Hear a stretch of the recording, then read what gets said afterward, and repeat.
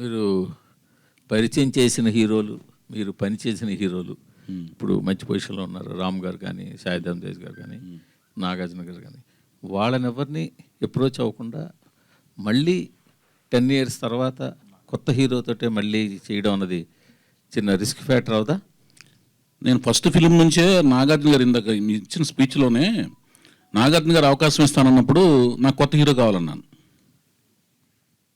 I want to, అంటే నేను నాకు దానికి ఇన్వెస్ట్మెంట్ కూడా లోపల ఆ క్యారెక్టరిస్టిక్స్ నాలో డెవలప్ అవడానికి మెయిన్ కారణం ఎన్టీ రామారావు గారండి.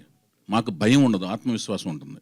ఇవి చాలామంది డైరెక్టర్స్ ప్రూవ్ చేశారు. మా ప్రొఫెషన్లో ఉన్నప్పుడు ఏమవుతుందంటే, ఇప్పుడు విశ్వనాథ్ గారు ఉన్నారు, శంకరాభరణం కథ, అక్కడ ఆయన ఇన్వెస్టర్ కాదు, ఓన్లీ క్రియేటర్. ఇన్వెస్టర్ వచ్చి ఏడిది నాగేశ్వరరావు గారు. శంకరాభరణం కథ రాసుకున్నప్పుడు అప్పుడు ఎవరిని పెట్టాలండి ఆ టైంలో ఆ పాత్రకి? శంకర శాస్త్రి గారి పాత్రకి జనరల్గా డైరెక్టర్ ఏం ఆలోచిస్తారు?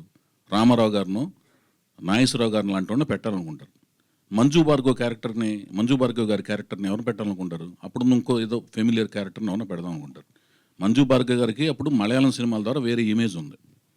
ఆవిడని దిగొచ్చి ఆ ప్రముఖ క్యారెక్టర్లో ఆవిడకు ఒక సంగీతం పట్ల, సాహిత్యం పట్ల ఒక మక్కువ ఉన్న క్యారెక్టర్ కింద పెట్టారు ఆవిడని. ఓకేనండి. శాస్త్రి గారి కిందేమో, అదే శంకర శాస్త్రి గారి కిందేమో ఒక పెద్ద హీరో దగ్గరికి వెళ్లకుండా ఒక కొత్త అతను దిగుచ్చి పెట్టారు. దానికి ఏంటంటే డైరెక్టర్కు ఉన్న శక్తి, ఆత్మవిశ్వాసంతోనే ఆ స్క్రిప్ట్ నేను ఆ పోర్ట్రేట్ చేయగలిగిన శక్తి ఉంటుంది. నాకు అసలు ఏమీ భయం లేదండి, ఇన్సెక్యూరిటీ లేదు. ఇన్సెక్యూరిటీ లేనప్పుడే, అంటే ఇప్పుడు వెళ్ళిపోయి అతను వెళ్ళి అడిగేద్దాం, నేను క్రియేట్ చేసిన రామ్ దగ్గరికి వెళ్ళి అడుగుదాం, ఆలోచన రాదు నాకు. మరి ఆ ఇన్సెక్యూరిటీ లేనప్పుడు ఎన్టీఆర్ ఫ్యామిలీ నుంచి తెచ్చుకోవడం, ఎన్టీఆర్ బ్యాన్ రైడ్ చేయడం ఎందుకు? నేను వెతుకుతున్నా కొత్త హీరోని ఎవరైనా తీసుకురావచ్చు. అదేనండి, మీరు అడిగేది ఏంటంటే అతనే ఎందుకు అని మీకు ఫీలింగ్. నేను చెప్పేది ఏంటంటే లేదు, ఆత్మవిశ్వాసం లేదు. అంటే మీకు ఏంటంటే నాకు నచ్చకపోతే ఇతనే తీసుకొని అంటున్నా. అది కాదు సార్, ఆత్మవిశ్వాసం ఉన్నప్పుడు ఒక కొత్త వేరే చేసి చూపించే కదా. ఇప్పుడు ఆదిత్య ఓం ఉన్నాడు, ఉత్తరప్రదేశ్ అతను, నాకు తెలియదు, 1 year బ్యాక్ తెలుసు నాకు. అతను 1 year బ్యాక్ అతను వేరండి. I promise and I swear అండి, you can enquiry check with Aditya Om also. నేను హీరోయిన్ కోసం వెళ్తే అతను కనపడ్డాడు నాకు. ఇది వెరైటీగా ఎనర్జెటిక్గా ఉన్నాడే, ఫంకీ స్టైల్లో చాలా బాగున్నాడు. నాకు సుష్మా కౌల్ దగ్గర ఆ హీరోయిన్ పంపించమంటే ఇతను కూడా పంపించింది, బాగున్నాడు. అతను ఫాదర్ మదర్ ఎవరో నాకు తెలియదు. నేను లాస్ట్ 1 year బ్యాక్ తెలుసుకున్నా, ఐ స్వేర్. సో వాళ్ళ ఫాదర్ అంట ఒక IAS officer, mother Samajwadi MLA అంట, నాకు తెలియదు. But he is highly dedicated. Aditya Om highly dedicated, highly determined. ఎంత రేంజ్ కంటే ఆ పొజిషన్ ఎప్పుడు చెప్పలేదు.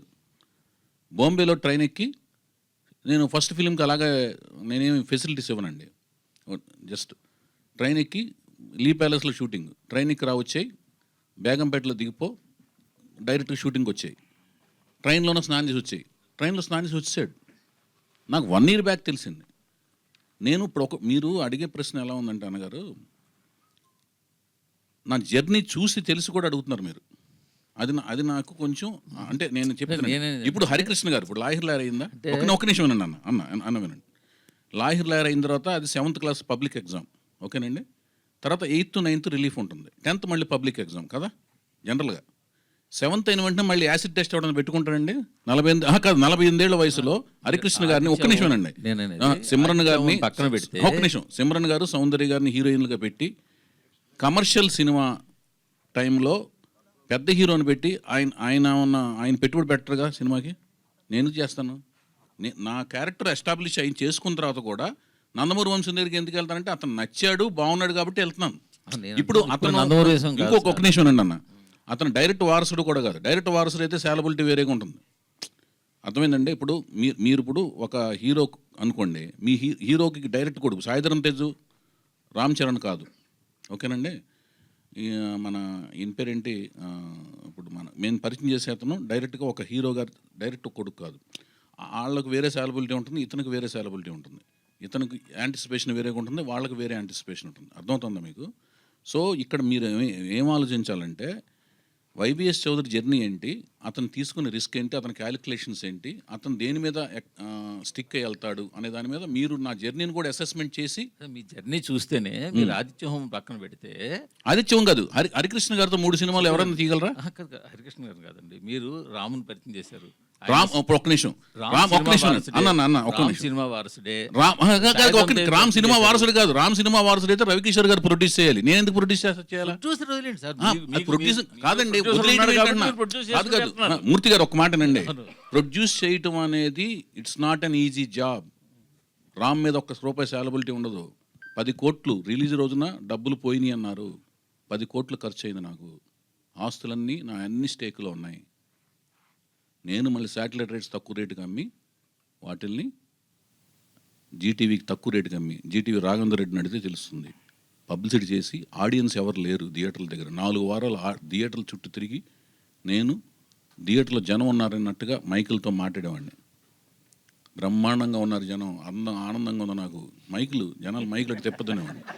విజయవంతం చేసినందుకు ఆనందంగా ఉంది అని మాట్లాడేవాడిని. ఇవన్నీ నిజాలండి, ఫ్యాక్ట్స్. అది నెమ్మదిగా రొటేట్ అయ్యింది. లాహిర్ నా సినిమాలు, నా విజయాలన్నీ ఈజీగా రాలేదు అన్నగారు. మీరు చెప్పే జాగ్రత్తగా వినండి. 11న దేవదాస్ రిలీజ్ అయింది, జనవరి 11. 12న స్టైల్ పడింది నెత్తి మీద. స్టైల్ ఏంటంటే ఇండస్ట్రీలో ఫస్ట్ ఆఫ్ ఇట్స్ కైండ్ లాగా చిరంజీవి గారు గెస్ట్ అపిరెన్స్. ఒక మాస్, పెద్ద బిగ్గెస్ట్ మాస్ హీరో. ఒక బిగ్గెస్ట్ క్లాస్ హీరో నాగార్జున గారు గెస్ట్ అపిరెన్స్. లారెన్స్. స్టైల్ పడింది, దెబ్బ కుదేలైపోయింది నా సినిమా. 11వ తారీఖు రిలీజ్ చేయరు. యాక్చువల్గా లవ్ స్టోరీలు చూసే సీజన్ సంక్రాంతి సీజన్ కాదు, లవ్ స్టోరీలే వెళ్ళరు. 12 స్టైల్ నా సినిమా పడుకుంది. 13 చుక్కల్లో చంద్రుడు, ఆఫ్టర్ నువ్వు వస్తానంటే వద్దంటాను, హార్ట్ థ్రోబ్ అనమాట సిద్ధార్థ. నా యూత్ కూడా వెళ్ళిపోయారు, నా దగ్గర థియేటర్ దగ్గర జనాలు లేరు. 13న లక్ష్మి, పొంగల్, కరెక్ట్గా పొంగల్ సినిమా అది. దానికి ఎవరు లేడు. కాలేజీలు ఓపెన్ అయినాయి, పొంగలంతా సినిమాలు డిస్ట్రిబ్యూటర్ లెటర్లు ఇచ్చారు, టెర్మినేషన్ లెటర్స్.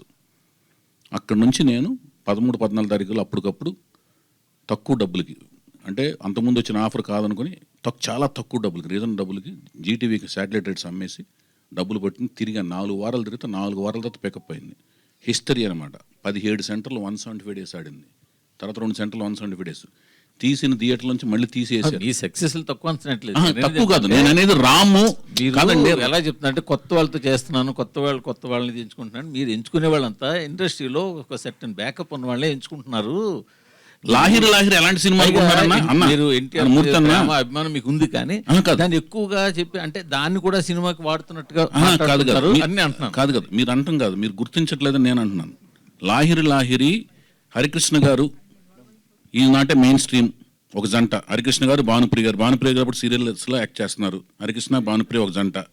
నెక్స్ట్ సుమన్ గారు పక్కన చౌదరి గారు. ఒక నిమిషం సుమన్ గారు, ఒక్క నిమిషం రిలేటెడ్ అడుగుతున్నారు, దానికి కూడా సమాధానం చెప్పి. ఒక నిమిషం. సుమన్ గారు పక్కన రచన గారు. ఇద్దరికి ఇన్నింగ్స్ అయిపోయింది. తర్వాత వినీత్ గారు సంఘవి గారు, వాళ్ళ ఇన్నింగ్స్ అప్పటికి అయిపోయింది. ఆదిత్యమో మమికిత కొత్త. 4 జంటలు ఎవరికన్నా సాలబిలిటీ ఉందా? వాళ్ళ మీద 1 కోటి నుంచి 1,50,00,000 సినిమా తీస్తే మేబీ సినిమా రిలీజ్ చేయడానికి ప్రోత్సాహం రావచ్చు. ఓకేనండి. 3,90,00,000 సినిమా తీసా నా సొంత. అప్పటికి నా అపార్ట్మెంట్ తాకట్టు పెట్టాను. నా భార్య నగలు, మా మదర్ నగలు, మా అత్తగారి నగలు అన్ని రిలీజ్ టైంకి అన్ని స్టేక్లో ఉన్నాయి. ఆ రోజున ఇప్పుడు చెబుతున్నాను, మర్చిపోయాను అసలు విషయం. రామోజీరావు గారు థియేటర్ మీద ఎక్స్ప్లాయిటేషన్ మీద ఫైనాన్స్ చేయకపోతే ఈ సినిమా రిలీజ్ అయ్యే కాదు. నేనన్నీ ఏటుకి ఎదురీది చేసిన యుద్ధాలే. చావుకి మనం భయపడకూడదు, చావే మనం చూసి భయపడాలి. మందుని వేసుకుని దొనపోతలా తిరగడం కాదు. అది కానీ అన్నీ నేను నా క్యారెక్టర్లోంచి వచ్చే డైలాగులు. లాహిర్లో నా తల్లిదండ్రులు క్షేమంగా ఉన్నారంటే ఏమరపాటు నా కళ్ళకు మైకం కమ్మవచ్చు. వాళ్ళు ప్రమాదంలో ఉన్నారంటే నా కంటి పాప పెద్దదవుతుంది, లోకం అంతా పెద్దదిగా కనపడుతుంది, జాగ్రత్త పెరుగుతుంది. రండిరా అంటాడు చూడండి, అది నా డైలాగే. 100 మంది వెళ్ళి ఒక్కడిని చంపడం కాదురా సీమ సంస్కృతి, ఒక్కడే 100 మందికి సమాధానం చెప్పడం. మొదటి తిన్నాళ్ళు మీరు చేశారు, రెండోది నేను చేసి చూపిస్తా. ఇవన్నీ ఏంటంటే క్యారెక్టరిస్టిక్స్. మనిషి అంటే ఊరికినే నాకేం అలవాట్లు లేవండి, చెప్తున్నాను. మీరు చెప్పండి అన్న. ఇప్పుడు ఆయనదే నేను ఇంకో రకంగా అడుగుతున్నాను. అడగండి. కొత్త టాలెంట్ అన్నారు మీరు. కొత్త టాలెంట్, మీరు ఎంత కొత్త టాలెంట్ అన్నా కూడా నందమూరి క్లాన్ అనేది ఒకటి ఉంటుంది వెనకాల. ఆ నందమూరి తారక రామారావు లేదా నందమూరి హరికృష్ణ గారు లేదా ఇంకో నందమూరి అనేది ఉంది. మీరు ఇంతకు ముందు చెప్పారు చూడండి, ఆదిత్య హోమని ట్రైన్లో వచ్చేసి ట్రైన్లోనే స్నానం చేసి అంతే వచ్చాయని. ఆ కొత్త వాళ్ళతో మీరు సినిమా తీయడం వేరు, ఈయన వెనకాల ఇంత నందమూరి క్లాన్ ఉన్నప్పుడు ఈయనకి కూడా మీరు అలాగే చెప్పి ఆ విధంగానే తీయగలరా, లేకపోతే మీ మీద ప్రెజర్ ఉందా? ఆయన వెనకాల మీరు దేవుడిగా భావించే మీ నందమూరి తారక రామారావు మునిమనుడు కాబట్టి హరికృష్ణ గారు మీ మీద ఏమైనా ప్రెజర్ ఉంటుందా? ఏమి ఉండదు. హ. నేను ఎవరినైనా కొత్త వాళ్ళగానే ట్రీట్ చేస్తాను, ఏ కంఫర్ట్స్ ఇవ్వను, ఇంకా వాళ్ళకంటే తక్కువగా ట్రీట్ చేస్తాను. ఎందుకు తక్కువగా ట్రీట్ చేస్తానంటే వాళ్ళకి సినిమా అంటే అర్థమైంది, వాళ్ళు they are named by YVS products అని వాళ్ళు బయటికి వెళ్ళిన తర్వాత వైవిఎస్ ఏం చేశారు, అప్పుడు మీరు మీ స్టూడెంట్ ఉంటాడండి, మీరు టీచర్ అయ్యారు అనుకోండి, వైవిఎస్ స్టూడెంట్ కింద బయటికి వెళ్తే ఏంట్రా వైవిఎస్ ఇదనే మీకు నేర్పింది అంటారేమో, నాకు బ్యాడ్ నేమ్ వస్తుంది భయం. వాళ్ళందరికీ అన్నీ కరెక్ట్గా చెప్తాను. పైగా 11 నెలల నుంచి నేను కొత్త వాళ్ళని పరిచయం చేస్తే వాళ్ళతో ట్రావెల్ అవుతానండి, ఖాళీగా ఉంటాను, డైరెక్ట్గా తీసుకొచ్చి వాళ్ళని షూటింగ్ సెట్స్లో పెట్టను. వాళ్ళు 11-12 నెలలు వాళ్ళతో ట్రావెల్ అవుతాను. ఇప్పుడు తను లాస్ట్ ఇయర్ మార్చిలో చూశాను, ఏప్రిల్లో చూశాను, మార్చిలో ఎండ్లో ఓకే అయింది, ఏప్రిల్ ఎండ్లో చూశాను. అప్పటి నుంచి 11-12 నెలలుగా స్వయంగా నేనే కోచింగ్ ఇస్తున్నాను. అంతేగాని నిన్న చూశాను ఇవాళ అది ఉండదు. అతనితో ట్రావెల్ అయ్యి అతను బాడీ బిల్డింగ్, డ్యాన్సులు, ఫైట్లు అవన్నీ కోచింగ్ ఇచ్చి, డైలాగ్ డెలివరీలు, సొసైటీ ఎలా ఉంటుంది, ఏ హీరో ఎబిలిటీస్ ఏంటి, ఏ హీరోస్ ఎందుకు పైకి వచ్చారు, ఏ హీరోకి ఉన్నాయి స్ట్రెంగ్త్లు ఏంటి, వీక్నెస్లు ఏంటి, అన్నీ నాకు తెలిసిన నాలెడ్జ్ అతనితో షేర్ చేస్తాను. వాళ్ళు ఇంతకాలం స్టడీ చేయలేరు కదండి, వాళ్ళు కాన్వెంట్ స్టూడెంట్స్ అవ్వచ్చు, వాళ్ళు మనం వెళ్ళినట్టుగా అన్ని సినిమాలకు వెళ్ళలేరు కదా పాపం. మనం చూసిన బుక్స్ మనం అన్ని చదవలేరు కదా, కొంత మనకు తెలిసిన టిప్స్ వాళ్ళకి ఇస్తాం. అది గీత